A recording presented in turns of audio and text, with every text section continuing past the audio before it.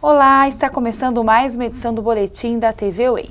E hoje o assunto aqui na nossa programação é câmbio. E para falar sobre ele eu convidei a professora doutora da Universidade Estadual de Maringá, Eliane Araújo, que vai falar sobre a taxa de câmbio no Brasil devido ao seu artigo que foi publicado em 2011 que fala sobre taxa de câmbio ótima de longo prazo e a tendência sobre a valorização do câmbio em países emergentes, o caso do Brasil. Olá, professora, tudo bem? Oi, tudo bem, e você? Obrigada pelo convite, é um prazer estar aqui falando com vocês. Nós que agradecemos a sua presença. Esse artigo que foi publicado no meio do ano passado fala da situação do câmbio do Brasil, né, professora? Como é esse regime de câmbio que o Brasil adota, que é um regime flutuante? Só explicar um pouquinho mais para as pessoas. Tá ótimo. O regime de câmbio adotado no Brasil é o regime flutuante, conforme você disse, e nesse tipo de regime, o câmbio ele é determinado pela quantidade de moeda internacional que o país possui. Então, é a oferta e a demanda por essa moeda internacional que vai determinar qual que é o nível do câmbio. Se nós tivermos uma grande oferta de dólar, o preço do dólar tende a cair. Se nós tivermos uma grande demanda por dólar, o preço do dólar tende a subir. Então, é a entrada e a saída de capitais no Brasil que vai determinar esse nível. E essa entrada, ela pode se dar via exportações, quando nós exportamos os nossos produtos e recebemos moeda externa em troca. Pelos investimentos financeiros, né? Investimentos em bolsa de valor, todo o capital que vem de fora para o Brasil, ele acaba intervindo no nível dessa taxa de câmbio. Por exemplo, hoje estamos numa situação que o dólar já esteve um pouquinho mais baixo, mas está na taxa de 1,80, né? Isso significa que a gente está com bastante dólar ou com pouco dólar aqui? Isso significa, e comparando com o histórico do Brasil, que nós estamos com bastante dólar. Certo. Né? Mas é muito difícil você dizer, 1,80 é uma taxa valorizada, é uma taxa desvalorizada, porque a gente não tem um câmbio de equilíbrio. Certo. Esse conceito não existe. Nós acabamos tentando inferir qual que é esse câmbio de equilíbrio, fazendo os nossos modelos, os nossos cálculos, para ter uma base de comparação. Mas o câmbio de equilíbrio não existe. Então, é difícil você saber qual que é o tamanho dessa valorização e dessa desvalorização. Se nós olharmos a tendência da taxa de câmbio no Brasil, de 99 para cá, que é quando o país adotou esse regime de câmbio flutuante, a tendência é de desvalorização. O câmbio chegou a quase 3, né?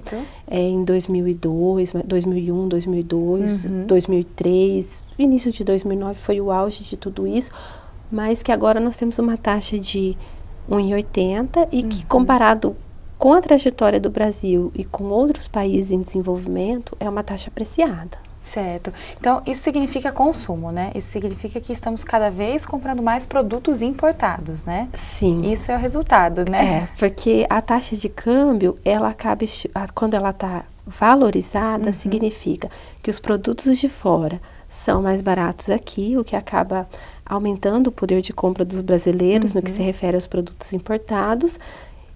E, por outro lado, os nossos produtos, eles, quando são vendidos lá fora, eles se tornam mais caros. Então, isso estimula o consumo, a importação, né, de produtos, mas também, assim, produtos, não só o consumo seria estimulado, também você importar equipamentos de fora para as indústrias, seria um ponto bom de tudo isso, mas que se a gente olhar os produtos que estão vindo para o Brasil, em grande medida são produtos destinados ao consumo. Certo. E o problema de tudo isso é que acaba tornando as nossas exportações mais caras, o que acaba fazendo com que o Brasil se especialize em alguns nichos que ele é mais produtivo, por exemplo, commodities, produtos agrícolas, e isso acaba gerando uma distorção na nossa especialização no que se refere à balança comercial, né?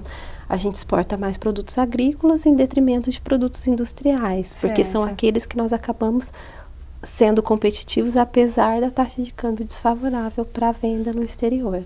Então, com esse dólar baixo também tem todas as desvantagens, né? A indústria acaba sofrendo, né? As próprias commodities, né? Eu acredito que muito é prejudicado. Na verdade, as contas externas, né? E o que acaba salvando são as commodities, porque quando nós vendemos os nossos produtos, elas continuam competitivas e acabam salvando um pouco o balanço de pagamentos.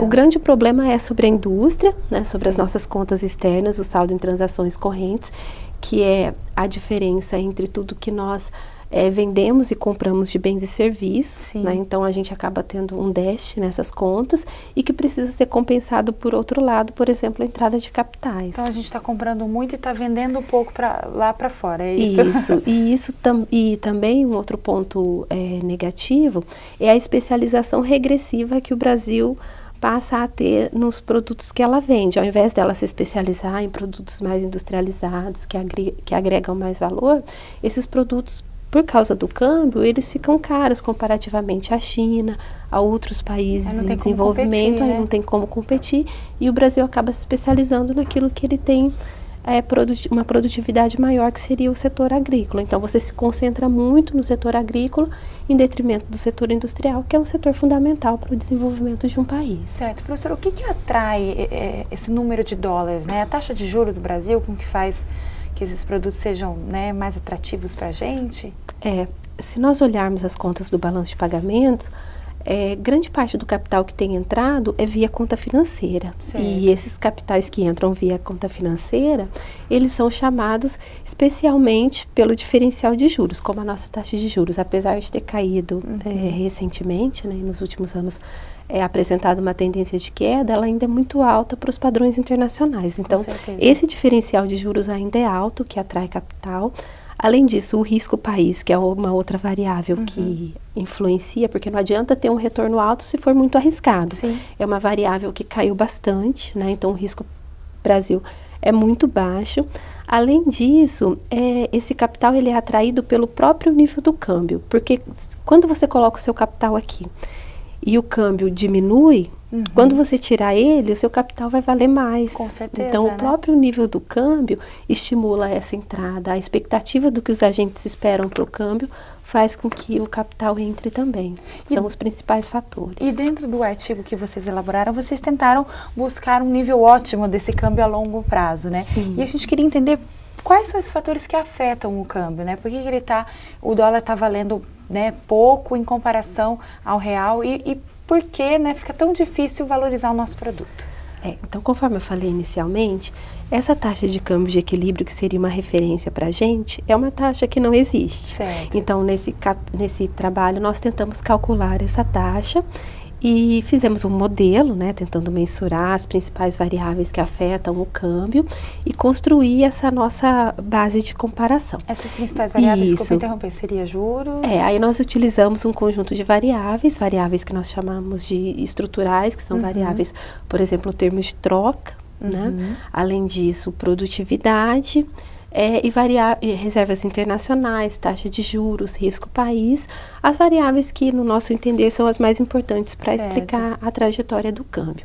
E nesse modelo, as variáveis mais relevantes foram termos de troca, porque nos últimos anos os preços dos nossos produtos eles ganharam muito espaço no mercado internacional. O preço das commodities e dos produtos agrícolas subiu bastante. Então, tudo isso contou para a apreciação do câmbio. Certo. Além disso, o crescimento da economia, né, também contribuiu para a valorização da nossa moeda.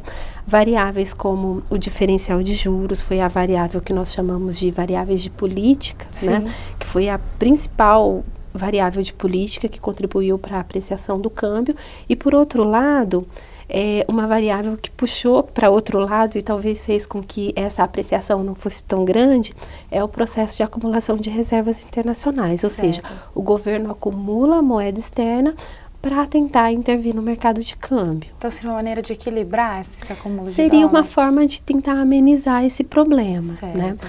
Mas que essa política, embora tenha sido adotada de forma bem sucedida por alguns países da Ásia, que acabam adotando essa política de controle de acumulação de reservas internacionais para intervir no mercado de câmbio, no Brasil ela tem um escopo um pouco reduzido, porque dado o nosso diferencial de taxa de juros, quando o Brasil retém moeda externa, ao invés de transpor essa moeda em forma de moeda nacional, que poderia gerar, por exemplo, pressão sobre preços, ele faz isso emitindo títulos públicos. E esses títulos públicos são remunerados pela nossa taxa de juros. Então, o governo acaba tendo um ônus muito grande. Acaba provando do próprio remédio. Né? Pois Os brasileiros, ele acaba sendo refém desses juros, né? Que aí acaba desvalorizando. Então, assim, acaba tendo um escopo limitado. Sim. Mas, mesmo assim, né, apesar desse problema que a acumulação de reservas pode implicar para a dívida pública, é uma política que se mostrou positiva no nosso modelo, né, de forma que o governo precisa continuar essa política de adoção de reservas internacionais e talvez para amenizar o problema, uma solução seria reduzir o diferencial de juros. Certo. Então, nesse estudo, nesse artigo, vocês descobriram que média, assim, seria o valor, né, desse dólar e como melhorar essa situação? A princípio, quando nós chegamos no valor, nós ficamos até assustados. Certo. E conversamos com alguns economistas, né, e eles até tranquilizaram, falando, olha, os brasileiros, em geral, eles perderam a noção de qual que é o nível do câmbio, né? Para o consumo, esse nível do câmbio está ótimo, mas qual que seria o nível adequado, que equilibraria as contas externas para a indústria, para tudo. E nós chegamos, com base no nosso modelo, que o câmbio hoje, ele está 80% apreciado em relação ao que deveria estar. Então, essa taxa de câmbio ótima que o nosso artigo indica é de 2,80. Certo. Então, o dólar deveria valer 2,80 para haver um equilíbrio maior. Segundo o nosso modelo. Certo. E depois, nós até encontramos alguns estudos que chegaram em números parecidos. Por exemplo, o índice Big Mac. Né? O Big Mac é um produto homogêneo, ou seja, é o mesmo produto em qualquer lugar do mundo, de forma que quando você compara a evolução dos preços do Big Mac nos diferentes lugares, você tem uma noção de qual moeda que está se valorizando e qual está se desvalorizando. Certo. Baseado nesse índice, a taxa de câmbio deveria ser 2,70. A Goldman Sachs também lançou um estudo falando que a taxa de câmbio deveria ser por volta desse valor. Outros economistas da FGV São Paulo dizem que a taxa de câmbio deveria estar em 2,40.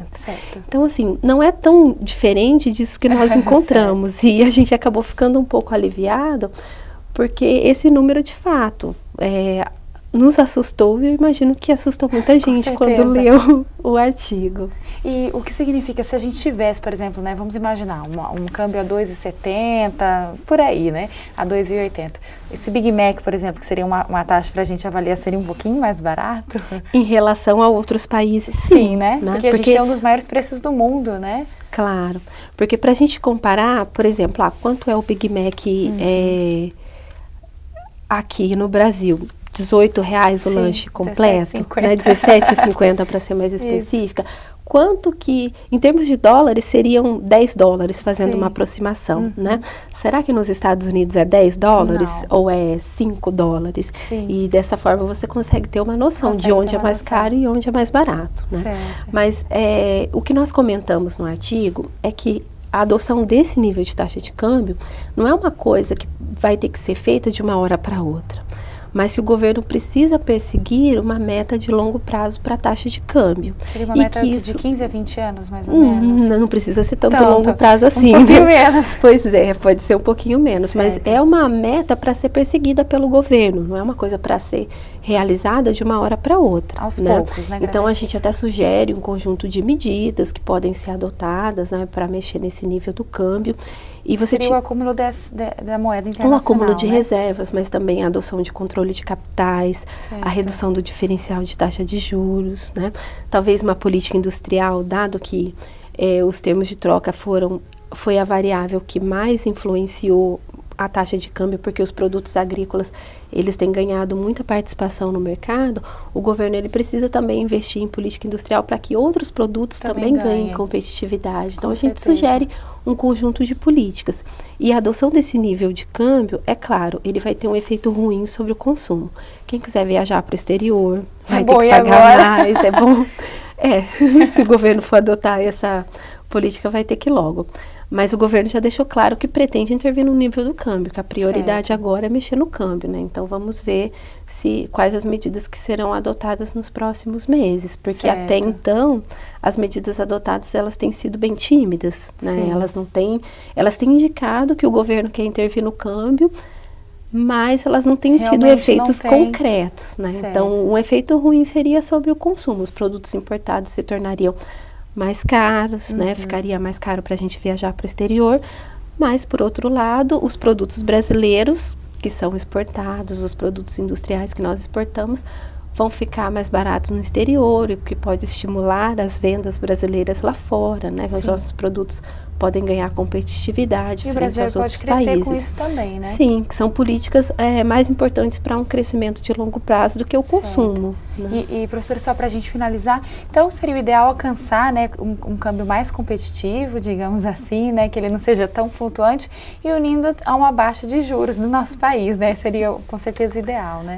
Seria. Certo. E isso estaria mais de acordo com o que outros países estão fazendo. Por exemplo, os asiáticos dinâmicos, China, Índia, Rússia, esses países têm uma política de inserção externa que destoa bastante da política que o Brasil tem adotado. E Né? traz Isso no longo resultado lá prazo pra pode fazer eles, né? diferença. Com Isso. certeza. Professora, agradeço muito por essa conversa, muito esclarecedora, que é um assunto que a gente escuta por aí, mas muitas vezes não tem noção do que está acontecendo. Sempre valoriza a parte do consumo e esquece, né, que tem um resto grande de um país, né, que é industrializado e que também precisa ter seu produto valorizado. Obrigada. Eu que agradeço.